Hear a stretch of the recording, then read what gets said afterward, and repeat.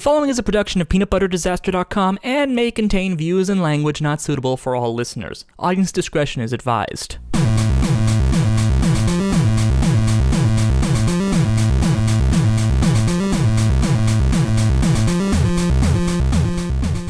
Hello, everybody, and welcome to Smark My Words, the Peanut Butter Disaster Wrestling Podcast. I'm KiraKennedy, alongside my broadcast colleagues, Michael Keene.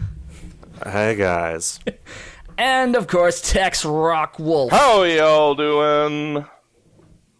I guess he's the JBL of this crew, and I know I said I was going to show a little more personality than Michael Cole, but I think I actually went slightly less. Oh, God, Am I Byron Saxton? No, nobody has to be Byron Saxton. Wait, if I'm showing less personality than Michael Cole, I might be Byron Saxton. Oh, bazinga! All I know for sure is that we do not have a Mauro Ranallo on this Not team. yet. For those of you who watched the SmackDown premiere last week, I did not. How was that? It was a good one. it wasn't terrible. Mauro Ranallo made it definitely palatable because you could tell he was very passionate about what he was talking about. Well, that's good. I've heard a few great things about, or not great, but good things about him, and I'm glad that, SmackDown gets something of some quality. I will say one thing. The Canadian announcers they've been bringing up, they're pretty damn good. Jury's still out on Kyle Edwards, but... Yeah, Kyle Edwards. So we're just going to start this off filleting Canada, are we? Yeah. Hey, right. The host is Canadian, I'm just saying. But that is actually not the topic we're going to be talking about for this inaugural edition of our Peanut Butter Disaster Wrestling Podcast. We're unfortunately starting this on a bit of a sour note. For those of you who have been following the WWE for the last year, this has been pretty shit for injuries. Yeah, this is easily one of the most injury-prone years that we've had on record. Superstars are dropping like flies. Superstars and divas with the most recent announcement. It's a nightmare. If this was my promotion, I'd be pulling my hairs out in panic mode right about now. Yeah, it makes you wonder if they built the Performance Center on like some kind of Indian burial ground. That's the Connecticut headquarters, Kira. Fair enough. But it's like, seriously, just even in terms of big starts, you've got Rollins out, Orton out with a shoulder injury. That's another common theme here, the shoulder being hurt, because Sami Zayn was out with a shoulder injury. Hideo Itami still out with a shoulder injury. Cesaro's out with a shoulder injury. Cesaro's out with a shoulder injury that he aggravated because he was working on it he was working with a hurt shoulder for so long. One of the the Legion of Doom knockoff guys. The Ascension? Yeah, the Ascension, which one of them's out. See, and really? I thought they were in NXT right now. What's remarkable is that none of us could probably say which one of the Ascension is the one who is injured because they are so interchangeable and so downplayed at this point that they have no impact. So, yeah, longest reigning NXT Tag Team Champions, and now they're an afterthought. Not a thing. Ain't that the story of the main roster? Yeah, so I guess what I would say is let's talk about how did we get here, guys? How did we get here to the point where we don't to the point where even their big dog is out with only 3 months to WrestleMania. The celebrated workhorse John Cena, and his name's John Cena. I'm going to miss that tune for a while. I'm personally a huge John Cena fan, and I found this all to be very disheartening. Actually, I'd been having a really bad day when this was announced. Yeah. Then I get home, and I see that news, and that's just devastating. And I can only imagine how Vince feels, how Triple H feels. Well, I actually... and it's Connor who got injured. It's Connor. Connor, there we go. The rat-faced one. Yeah. Everybody's, they are. It's a massacre out there, and I feel like, let's just get the obvious out of the way here. They are out there on the road all week, every week of every month, all year long. Yeah, I think they only breaks. get like a handful of days off every month. Yeah, it's overload, and I don't know if either of you watch Wrestling with Regret. I do. Yeah. And Zayn he put out a video explaining suggested off season, I think. Yeah, he put out, I think 3 schedules that the WWE could utilize to both utilize all of their talent better and to prevent all these injuries and to prevent fatigue. And I don't think they're ever going to go with any of those, although this could be a good jumping off point for it. But I think it's obvious that that's the problem. It's a lot of overworking. It's working every day. It's working every week. It's working all year round.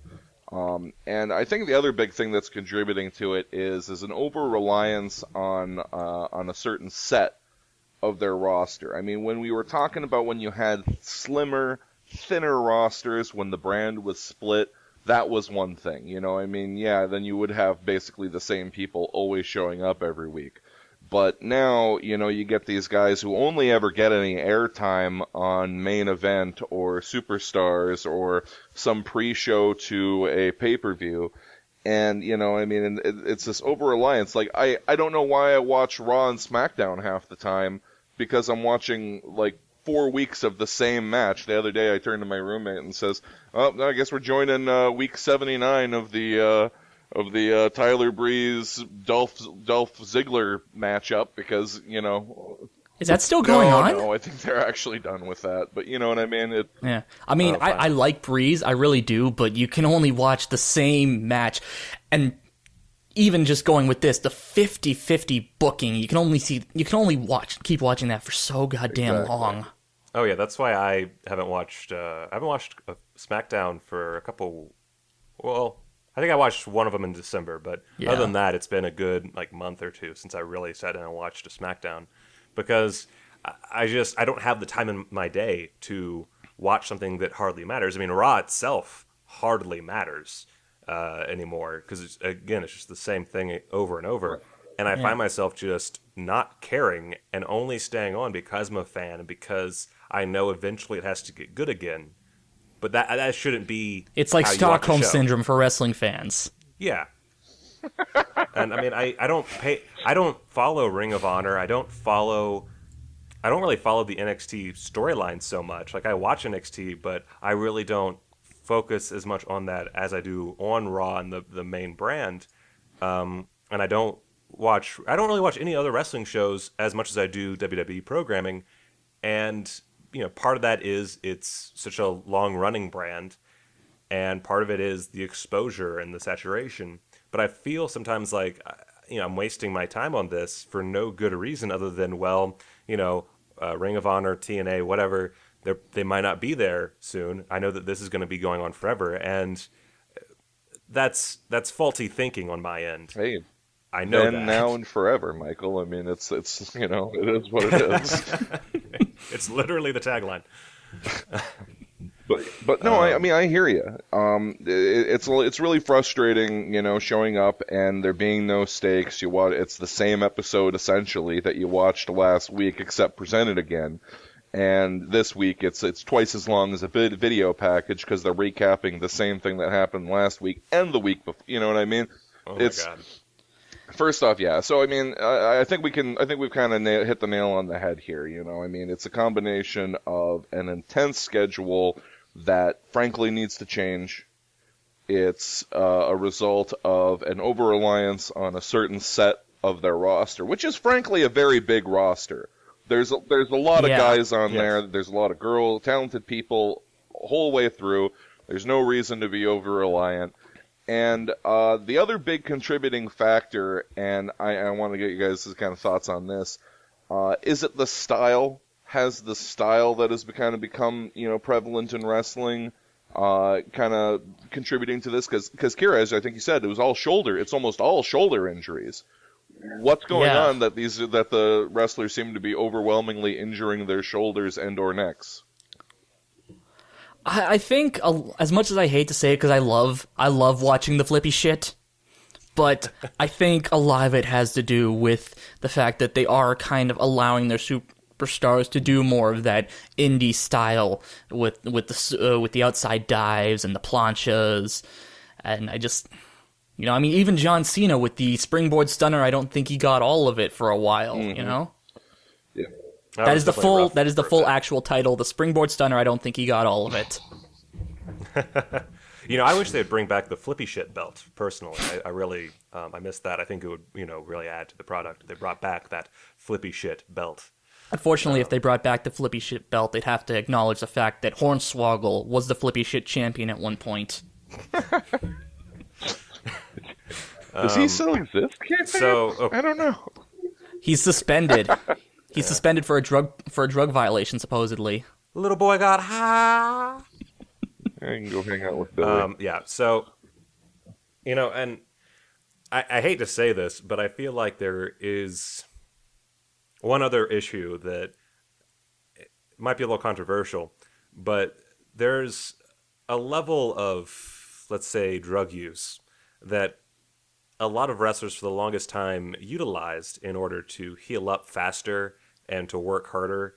And, for those who would need it, because, this isn't a normal sport. This is something where you are going and going and going. It's more of a, just really painful ballet performance than anything else. Yeah, and most of the time you're working hurt. Yeah, and these wrestlers, they used HGH to help themselves get through this shit.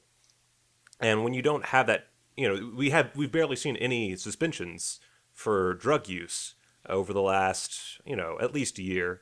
There's been a couple. Obviously Hornswoggle was one of them. I don't think it was for HGH. I think it was for weed. Yeah, but when you have so few drug violations and the system is working so well to prevent them, I think that this is bound to happen between the scheduling and that. It's just there's no other way around it. These guys are constantly working their bodies, whether it be to perform or to keep in shape and to keep that look that is very difficult to manage. Yeah, I think that goes without saying on that. Yeah, we're really I don't think it's all that controversial an idea, but I can see why some people would probably take that the wrong way. Yeah, I mean, people think that it's that whole thing where people thought that like the Benoit incident was caused by steroids, which was complete bullshit. And people to this day, like when I am talking to people who don't really understand wrestling and I try to describe history to them, and we get to that Benoit thing, a lot of them will say, "Oh yeah, well he was addicted to steroids and it fucked him up, right?" I'm like, "No, that's guys, that's not the case. We've fixed the issue." That I will say that they've definitely done better in dealing with concussions. Yeah, they're doing phenomenally well there. Like the fact that Daniel Bryan still hasn't even been cleared yet. Like, as much as I would love to see Daniel Bryan back, there's another injury on there, Yeah, and that's a perfect segue. I think we should probably talk about what the options are now, because Absolutely. we're out of people who people give a shit about in WWE's eyes. I mean, very little talent exists anymore that the WWE, whether it be Vince or the creative, whatever, recognize as viable talent.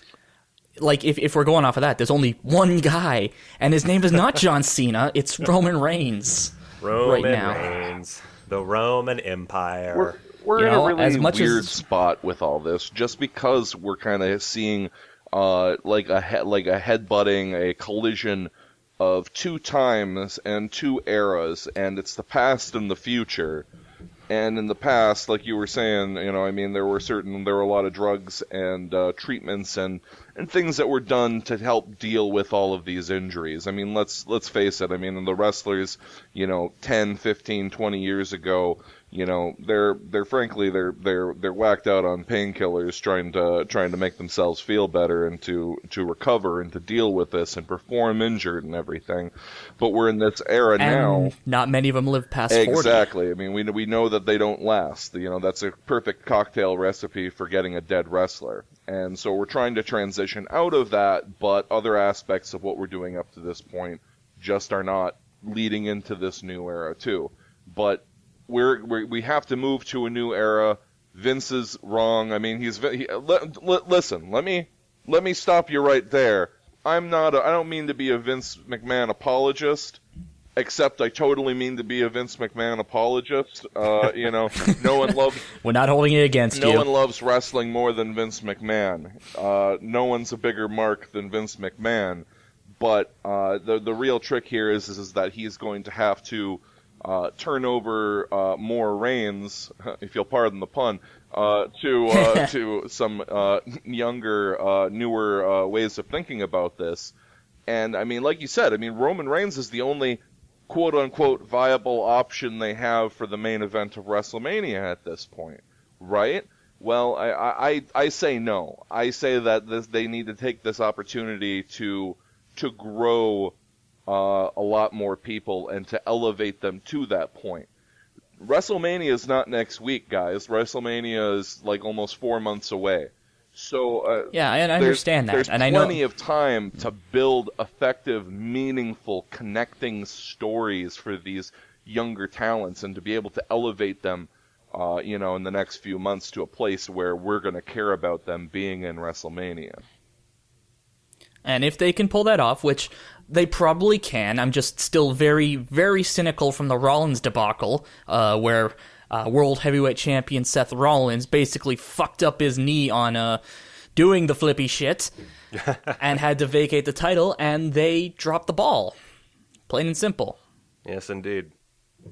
I will say that could have been handled worse, but yeah, they dropped the ball, and that's my biggest concern. Is I believe they have plenty of talent on the roster to make a quality WrestleMania and to produce storylines up to that point that are satisfactory, but I'm not sure I trust the company to see what those are. I think that your mainstream appeal is pretty much dead, aside from The Rock is still confirmed to be there, right? Yeah. Okay, so you have The Rock and you have Brock Lesnar, and you have The Undertaker. So those are three guys who have mainstream appeal, who not just wrestling fans know. But beyond that, you really don't have anybody. There's some, they could pull some guys out. You can get a special appearance by Steve Austin, which I'm sure they will. But as far as wrestling goes, you really have to say, okay, what do wrestling fans want? Because we can't appease the public this way. It's just not going to happen. People barely even know who fucking John Cena is at this point. We have some problems. So who do you use? I think I'm gonna sound like a total Redditor or something with this, but I think Dean Ambrose would be a great headliner for WrestleMania. I think we're probably going to get that. I think if he got a solid 2 months of proper booking, then yeah. And then the same can go for Kevin Owens. I'm a huge mark for Kevin Owens. In fact, you may this is an audio podcast, but I am actually wearing a Kevin Owens t-shirt as I record this. Kevin Owens is amazing. He is Mr. Wrestling. I fucking love the guy. I do like Kevin Owens as well. I think that, and that's another example of, I don't think he has much mainstream appeal because he doesn't look like a standard wrestler to people. But most wrestling fans, most marks, really like him. And, that's important. We have, the New Day. They're probably my favorite. If you're going to take a tag team and just make it one wrestler then I would say New Day is probably my favorite thing happening in the WWE right now. And, it's because they don't give a shit. Yeah, it is because they don't give a shit. But I feel like if they have a proper, big time headlining tag match with the New Day, and they can build up a story with them, and really any other group on the roster, I really don't care. I think the Lucha Dragons could use the push, but, whatever. Except the Lucha Dragons probably won't be getting a push anytime soon because Sin Cara's on the injury list too. Oh, he is? Shit, I didn't. And that's the good one too. Oh, I saw. Oh, right, because he got injured on. Is he out with the injury? Or yep. Is that? Oh, fuck me. Well, and they're giving Kalisto John Cena's U.S. title shot now. Supposedly, Kalisto's hot right now. He's gotten a lot of push since Pulling off that Rey Mysterio the Third, as my little brother calls him. That Selena del Sol off the ladder. I mean, that kind of just made his name in most people's books. I mean, it was the OMG moment of the year. Hey, Yeah. Although that's a Slammy, and Slammy's been jack Slammy shit. award-winning superstar Kalisto. Because to be fair, and I this is nothing against Neville. I love Neville, but Neville is Breakout Superstar of the Year. It's kind of Really? a joke.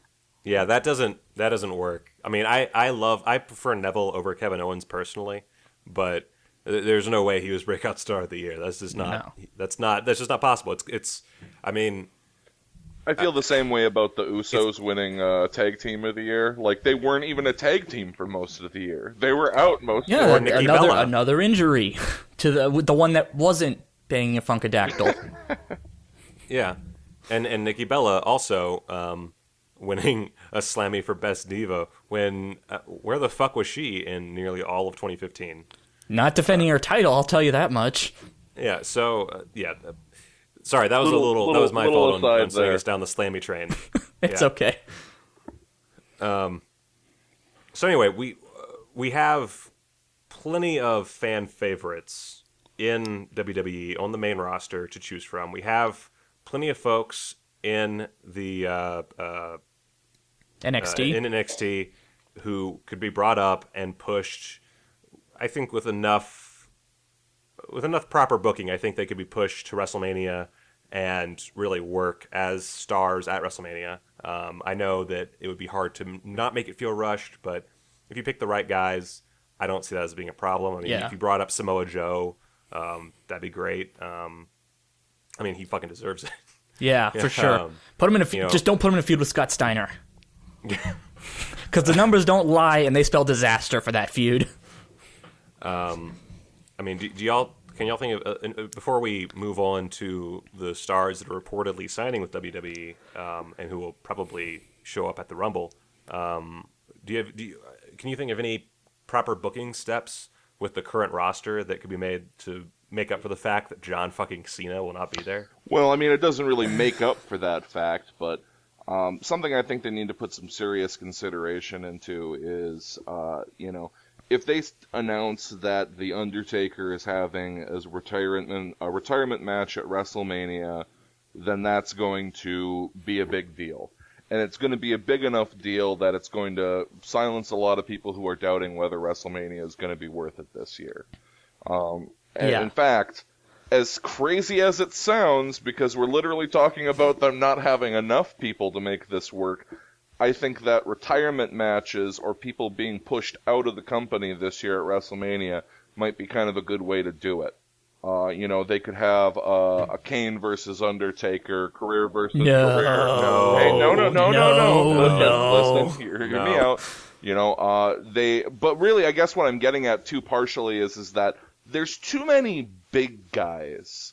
There's too many hosses, big sons of bitches who are hanging around, and it's really not making it easy for me to get into people like Ryback. And don't get me wrong, Ryback really wouldn't be capturing my attention fully, even if he were the biggest and only large man on the roster.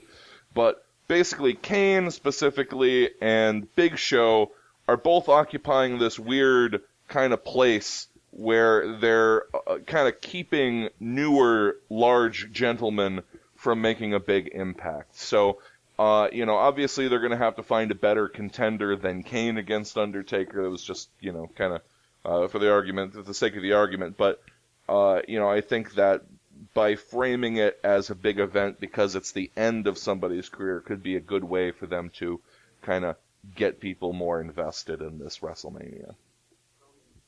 Yeah, I think that is a good idea. What about Luke wouldn't Harper? know how to... What about Braun Strowman? What about Braun Strowman? As future big guys? It's both as bigger big guys, and I wouldn't want to put Braun Strowman in a match with Undertaker especially if his career was on the line. But Luke Harper is a great worker. He's a great big man, and I think he could really give Undertaker a run for his money. I'm just saying. No, I think so. Go ahead. There's been rumors of Braun Strowman versus The Undertaker. I don't think it makes much sense financially from like the perspective of the corporation WWE. And I think that there is a chance that it could fail miserably. There's also a chance that it could work out beautifully. I mean, it could be absolute gold. It could be one of the best matches of the Undertaker's career, and it could be the perfect note to send him out on to do the job for a new big guy who even has not necessarily nowhere near the same gimmick, but he's part of a stable that's a similar gimmick to the Undertaker's, and I think that would be a lovely little send-off, and if booked correctly, could be great. And I think that Braun Strowman, if I feel like he's serious about all this, and he's a pretty good big guy as far as I can tell. I think that if we're gonna, let me step back a second. Undertaker is a very, very, very traditional man. Mark Calloway is one of the last true wrestlers alive. He believes in keeping kayfabe 110%, and he believes in doing the job at the end of your career and boosting the career of another. And so, the suggestion of potentially having Kane in there, while I do see the benefit to the, overarching storyline that's been going since, 98, 99? 97, I think. 97? Okay, I mean, whatever. from a narrative standpoint, it's the only match he can have to end his career. From a storyteller's perspective, not from like a giving somebody the rub to move forward perspective. Right. I think that, it does work narratively, but I don't think that it would be... I just don't think it'd be a particularly good match. I mean, I think you need someone younger in there, because even though I trust The Undertaker to carry, a lesser wrestler, I don't think Kane has aged as well as The Undertaker, which is kind of weird. I don't know. I don't see it as the thing. Well, I mean, let's be frank. I mean, they've botched it, they've ruined it, they've given it to us too many times. I mean, the secret to any of the things that we're going to suggest going forward are, is that it really needs to be handled correctly. And sadly, I don't think there's one person in this room, this internet room, who trusts WWE to do it right, quote unquote. So. No, because the last Kane and Undertaker feud we had was, for lack of a better word, shit. Yeah. And Kane's general storylines for the last, I don't even know how long. I screwed her brains out. I mean, I yearn for those days, honestly, with this current Kane. All right, so Undertaker match.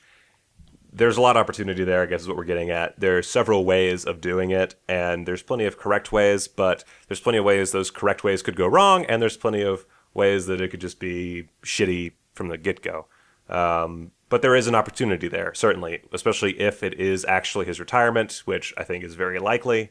That could bring in the crowds, certainly. But going to your remark though about the new signers, the folks from New Japan. So you have AJ Styles, who was I would say the most well known of the bunch. Shinsuke Nakamura, Carl Anderson, and Doc Gallows, who should be kind of familiar to people who may have been following WWE within the last, what would you say, 6 years? Yeah, I'm not good on I'm not really 100% on the timeline, but yeah, that sounds about right. And the people who couldn't drink away the memories of Jesse and Festus. So I'm probably the least knowledgeable with these guys, because again, I really only follow WWE like strictly. The other stuff I kind of here and there watch, just because of time. I don't have that much time. When WWE puts out a fucking 3-hour show, and then a 2-hour show, and then two 1-hour shows. Yeah, I can't keep up. So I do know that AJ Styles he's I think 38. 39. Right? 39. Okay. I think he's actually older than Cena. And then I think Nakamura's isn't Nakamura like 35? Yeah. Yeah, he's in his like mid to late 30s too. Yeah, so these guys are all reaching it, which is fine. I mean, you can get a few good years out of all of them. That's fine. And really, the WWE, they need this kind of bridging period to bring in some quality workers and to boost the younger folks on the roster. But they're all kind of getting up there. AJ Styles, I know, is dealing with, I think, a back injury, Yeah. if I'm not mistaken. I mean, I'm not saying that there's smoke and potentially fire there, but well, that's exactly what I'm saying. With an already injury riddled roster, bringing in a guy with a back injury might not be the best idea, especially when this is a guy who's known for the flippy shit. Mm-hmm. Yeah. Like, I think AJ Styles, from what I've seen, again, I'm the least knowledgeable, but from what I've seen, amazing performer. And I think that, having a surprise showing at the Rumble would definitely bring up some this is awesome chants from the smarks in the crowd. I don't know. It's one of those things. I just wish they would push the fucking talent that they have. Exactly. Because I If see only short-term It's shit. pushing off the problem that they have now for later. Instead of developing the roster that they already have, it would be bringing in new talent that's allegedly already known. And the reason I say allegedly is because, a lot of people in wrestling know the name AJ Styles. A lot of fans, a lot of people who are familiar. Even people who don't watch the other promotions. I'm kind of with you there, Michael. I catch a couple of things here and there. I'll watch a New Japan match, but, nothing regular. But there's such a big emphasis in WWE right now on capturing the casual fan. So, number one, I don't care how big these guys are known to wrestling fans. They're not going to appeal to the casual fan, which is somebody that the company has put a big emphasis on wanting to capture. So, number one, like I said, so it's going to push off the problem and keep the inexperienced, unknown talent inexperienced and unknown, and it's going to be trying to actually appeal to a bunch of indie wrestlers who, up until this point, for the most part, WWE gives like a little bit of fan service. Oh yeah, no, here's some indie darlings who have made it up through the ranks and everything, but it seems backwards. It does not actually solve any of the problems, and in fact, arguably makes the whole problem worse. Yeah. And then just even going into the whole Shinsuke Nakamura thing, when I heard that they were thinking of fast-tracking him to the main roster, I immediately had flashbacks to the original Sin Cara. Because he was fast-tracked to the main roster. He did not adapt to the style. He could barely speak English, and I think he had the same ref every match he had, just so he could call the spots for him. It's kind of tough because there's not a real good place for any of these guys. They're too not what they need on the main roster, and they're too established to be on NXT. I thought NXT was supposed to be the developmental brand. I thought NXT was supposed to be about raising up some new talent. And if you bring in the fucking Bullet Club, it's gonna be indie wrestler darling dream show, and nobody really needs that. I thought it already was indie wrestler darling You got dream me there. show. It already is that. It's fair. I mean, But when it's not going to be doing a its wrestler job like Asuka, anymore. who I love, Asuka's when great. she gets, don't get me wrong. Yeah, but when she immediately debuts on NXT the week after she signs her contract, it's like, what about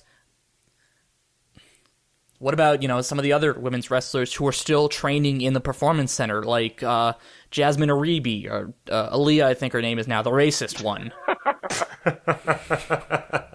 Yeah. She's the only women's wrestler I can think of off the top of my head right Sure. now. No, but that's exactly it, is that it kind of pushes back all the emerging talent in favor of names that wrestling fans will recognize, but it's, like I said, it's just it's kicking the can down the road.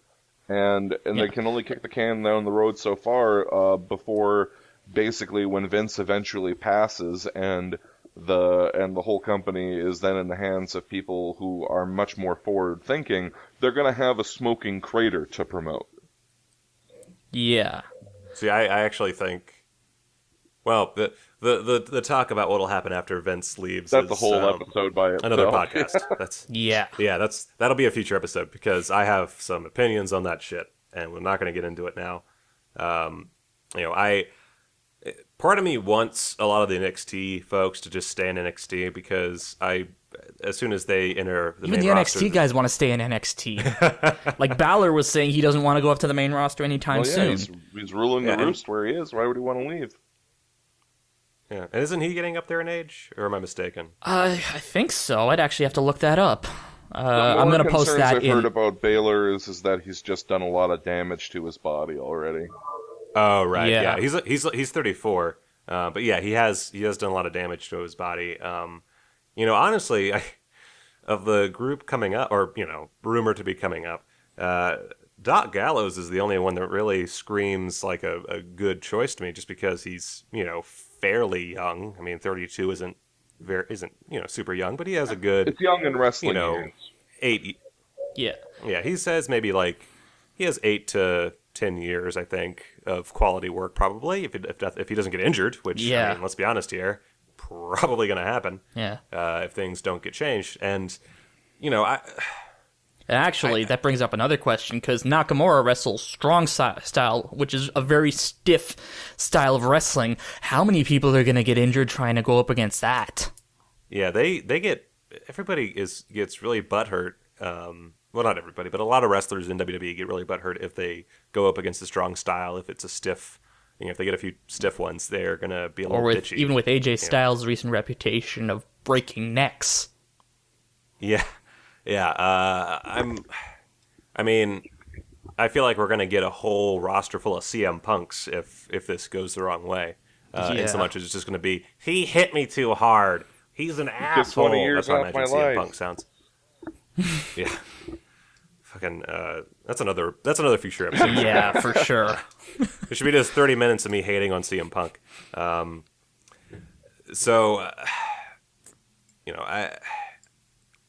barely even know what to make of this whole disaster, other than, if WWE did what 99% of the fan population is telling them to do, they'd be fine, but they're not going to do it. They should. I feel like all these injuries should be telling them something. I feel like, Vince should be saying, oh, maybe it's not the 90s anymore. Maybe since I have to test all these guys, I should probably circulate them properly. But I don't see it happening. He's a man who's stuck in his ways. He's pretty committed. I remember when the news broke about the Cena injury, I went onto Twitter, and a friend of mine, another podcaster by the name of Duke CT, he was talking about how this should open the creative's eyes, and I was just like, as a joke, I posted a GIF from the episode of Community where they were doing all the different timelines, and the clip from the darkest timeline where they're just the whole place is burning down, everybody's freaking out, and I'm just like, this was creative's reaction to the news breaking about John Cena. This is truly the darkest timeline. Indeed. Yeah. I'm just sad I'm not going to see Cena for a while. I was so happy for him to return. Yeah. I truly do. I know people, there's all this stuff about Cena not being a great wrestler. I think he's a perfectly that's fine bullshit. wrestler. I think he's great in the ring. He's not limited compared to like the indie darlings, sure, but he also has to be by way of how WWE works. I mean, anytime you take an indie wrestler who's a darling and bring him to the main roster, half their moveset is taken away. Yeah. And, what the fuck do you expect? I bet if you put John Cena in NXT in that kind of environment, or on one of these other indie, if you put him on fucking Ring of Honor? Ring of Honor, then he would show a lot of guys up, I'm sure, because he's a great wrestler. He has a lot of work ethic. Just his workout routine alone boggles my mind. He's incredible.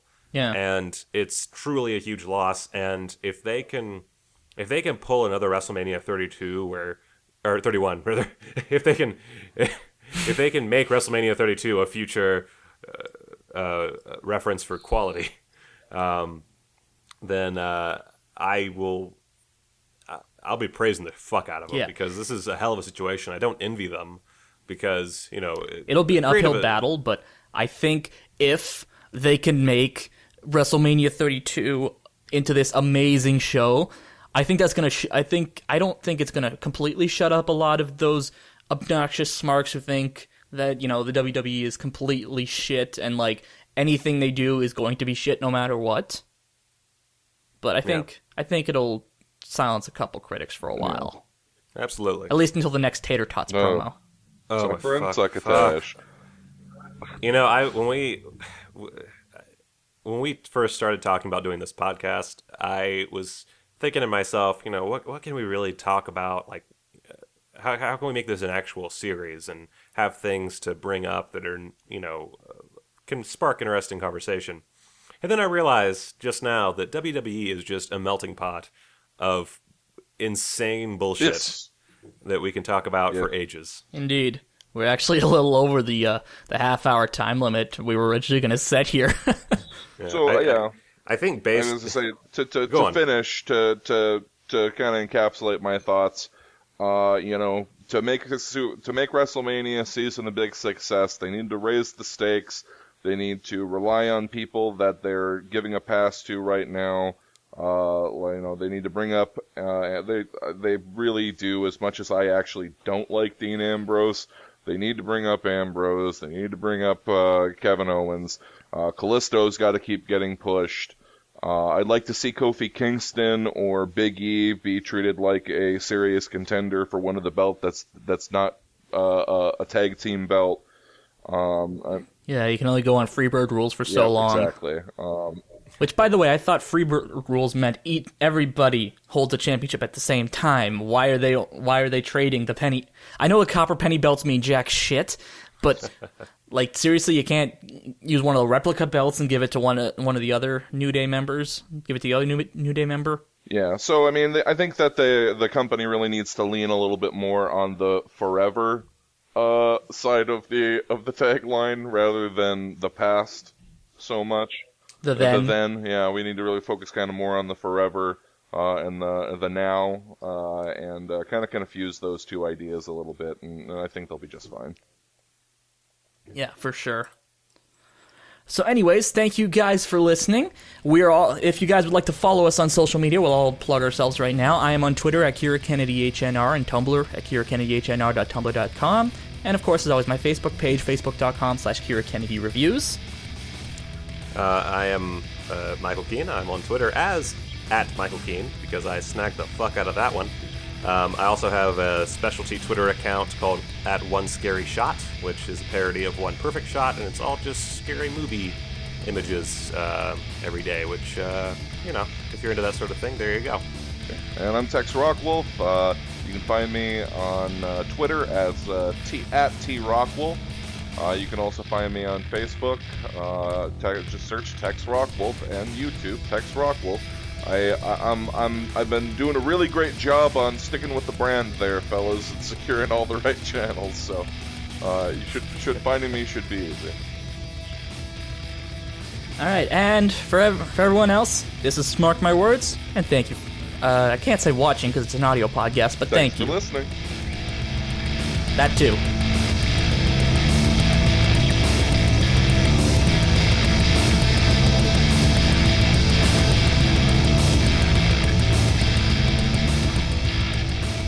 Smark My Words is hosted by Kira Kennedy, Tex Rockwolf, and Michael Keene. Our opening theme is Temper by El Tigre Ultimo, who you can find out more about at facebook.com/L_Tigre_Ultimo, as well as soundcloud.com/El Tigre Ultimo, all one word. Our ending theme is Summon the Rock by Kevin McLeod, who you can find out more about at Incompetech.com. The following has been a production of PeanutButterDisaster.com. Peanut butter disaster.